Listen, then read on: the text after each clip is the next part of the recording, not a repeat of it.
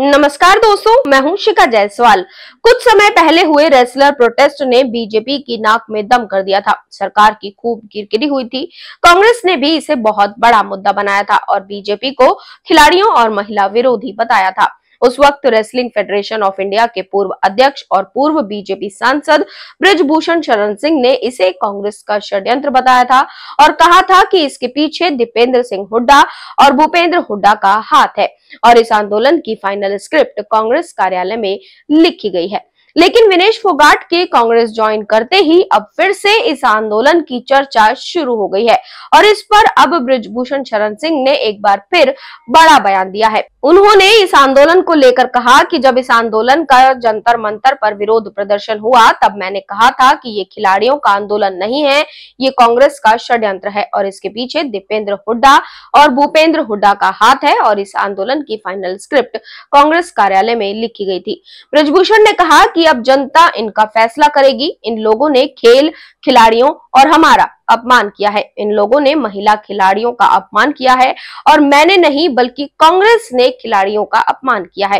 ब्रिजभूषण ने कहा कि कांग्रेस पार्टी में शामिल होने के बाद विनेश फोगाट और बजरंग पुनिया का सच लोगों के सामने आ गया है। इन लोगों के जरिए मेरे खिलाफ, पार्टी के खिलाफ और पीएम मोदी के खिलाफ साजिश रची गई है। राहुल गांधी और प्रियंका गांधी की जोड़ी ने दीपेंद्र हुड्डा को आगे करके इस षड्यंत्र को रचा है। इन लोगों ने राजनीति के लिए बेटियों तक को नहीं छोड़ा है, उनका भी इस्तेमाल किया है। पहलवान विनेश फोगाट पर निशाना साधते हुए उन्होंने कहा कि विनेश ने राहुल गांधी से भी पंजा फंसाकर हाथ मिलाया था। ब्रजभूषण ने बड़ी बात कहते हुए कहा कि राहुल गांधी भी बचकर रहे, कहीं वो उन पर भी आरोप न लगा दें कि मैं उस वक्त कुछ नहीं बोल पाई और उस समय राहुल गांधी ने जबरदस्ती खींच लिया था। अपने ऊपर लगे आरोपों पर भी ब्रिजभूषण ने कहा कि जाट राजनीति हमारे साथ है, मैंने कोई गलती नहीं की है कि मुझे अफसोस हो।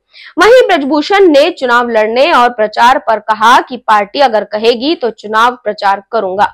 बीजेपी में नेताओं का अकाल नहीं है, अभी मैं चुनाव नहीं केस लड़ रहा हूं। इन लोगों ने खेल को कैप्चर कर लिया है, उसी का परिणाम भगवान ने इन्हें दिया है। विनेश पर निशाना साधते हुए ब्रिजभूषण ने कहा कि वो बाद में बोलेंगी कि उनके साथ षड्यंत्र हुआ, एक दिन कांग्रेस भी पछताएगी। आपको बता दें कि कांग्रेस ने हरियाणा विधानसभा चुनाव के लिए शुक्रवार को 31 उम्मीदवारों की पहली लिस्ट जारी की है, जिसमें गुरुवार को कांग्रेस पार्टी ज्वाइन करने वाली पहलवान विनेश फोगाट को जुलाना सीट से टिकट दिया गया है।